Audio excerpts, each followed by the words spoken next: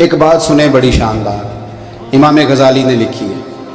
امام غزالی فرماتے ہیں کہ ہارون رشید نہ حج کر کے واپس آیا بغداد میں، تو کونے میں حضرت بہلول دانا بیٹھے تھے، رش بہت تھا، مجمع بڑا تھا۔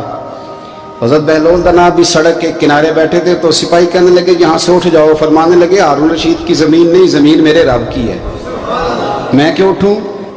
وہ قریب سے گزرا تو سلام لی، تو آپ نے اس کا پروٹوکول دیکھا تو فرمانے لگے ہارون رشید تجھ سے تگڑے تگڑے موٹے موٹے پروٹوکول میں نے لوگوں کے دیکھے ہیں، اور یہ جو تیرے دائیں بائیں آج تیرے نعرے لگا رہے ہیں یہ پہلے ان لوگوں کے نعرے لگایا کرتے تھے، اور تھوڑا وقت گزرنے دے، جو تیرے بعد آئے گا نا یہ سارے پھر ان کے نعرے بھی لگائیں گے۔ تو جھوٹ کی دنیا میں زندہ ہے، ان سے تو نے امیدیں وابستہ کی ہیں، یہ کل اس کے نعرے لگائیں گے۔ اس کے دل پہ بڑا اثر ہوا، گھوڑے سے اتر آیا، آگے کہنے لگا حضور آپ نے مجھے بڑی اچھی نصیحت کی ہے، میرا دل بڑا ٹھنڈا ہوا ہے، میں نے سنا ہے آپ مقروض ہیں، کچھ لوگوں کا قرض، تو مجھے کوئی حکم ہی کر دیں۔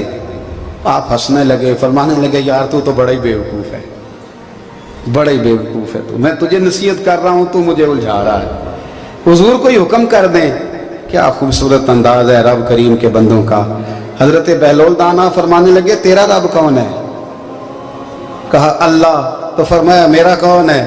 کہا اللہ۔ فرمانے لگے یہ تو نہیں نہ ہو سکتا کہ اللہ ہارون رشید کو دیتا رہے اور بہلول دانا کو بھول ہی جائے، یہ تو نہیں نہ ہو سکتا کہ ہارون رشید کو دیتا رہے اور بہلول دانا کو بھول جائے۔ فرمایا اس کا دل، اس کا ارادہ ہوا، ارادہ قدرت ہوا کہ بہلول مقروض رہنا چاہیے، تو اگر رب مجھے رکھنا چاہتا ہے، دکھ قبول محمد بخشا راضی رہن پیارے، اگر وہ چاہتا ہے میں مقروض رہوں تو میں بھی چاہتا ہوں کہ میں مقروض ہی رہوں، یہ تو نہیں نہ ہو سکتا کہ تجھے دے اور مجھے نہ دے۔ فرمایا میری تجھ سے کوئی امید نہیں، مجھے جب بھی دے گا میرا رب بھی دے گا، اور وہ دے گا تو پھر انشاءاللہ خزانے کھول کے دے گا۔